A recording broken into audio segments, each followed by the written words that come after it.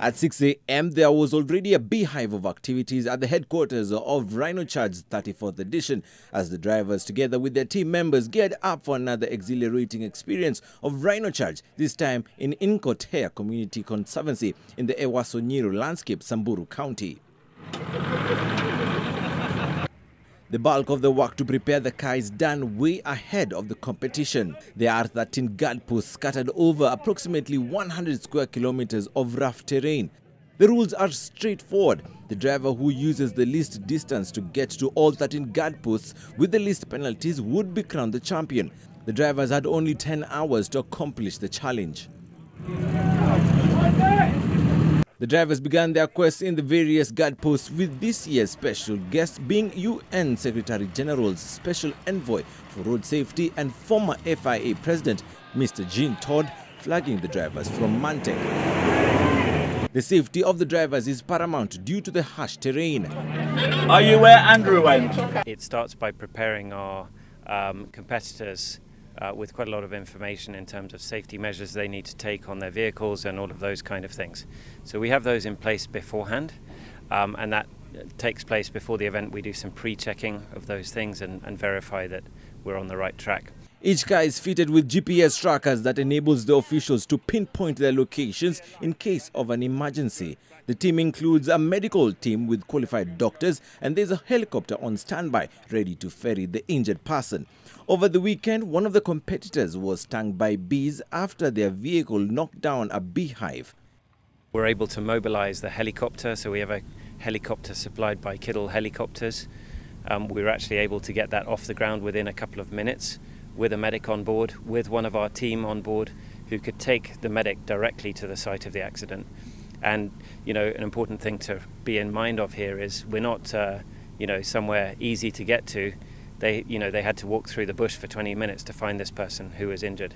So there's a lot of logistics that goes into preparing for those kind of scenarios. There is also an emergency panic button and aircrafts flying above the area monitoring each vehicle. When the panic button is pressed, a message is relayed.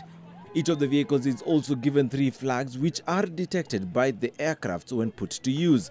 A yellow flag signifies the team has had a slight incident. If the team waves a white and red flag, it means there is a serious accident and emergency protocols are set in motion. In the event there's a medevac needed to another hospital, we have a number of options available. There's road ambulances, but those take a long time.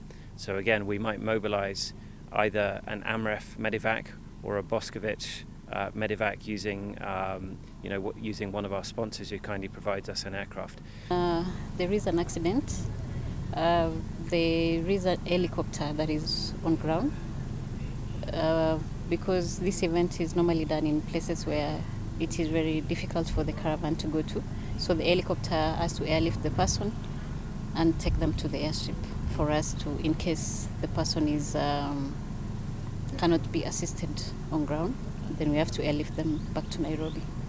While the Rhino Charge might be the main attraction, raising funds for environmental conservancy through Rhino Arc is the main agenda.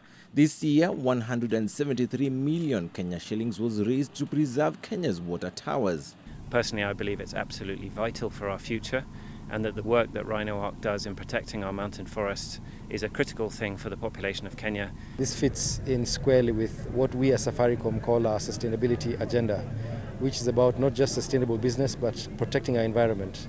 This also goes as far as helping us live out SDG 13 on climate action. The area community also gets to benefit from the event being held in their area, with 5 million Kenya shillings being donated to fund a community project.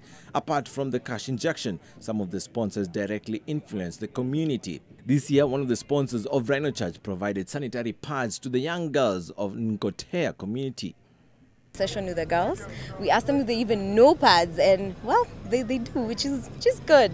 We asked about, how do you wear it, how do you dispose it, and then we gave them some pads. It's not enough, it's just a pack for them to use this for the month, but we hope we'll get a way to come back and do something bigger for them. When you see the drivers maneuvering the tough, scary terrain with consummate ease, it's because they do have full confidence in their machines and in the emergency response.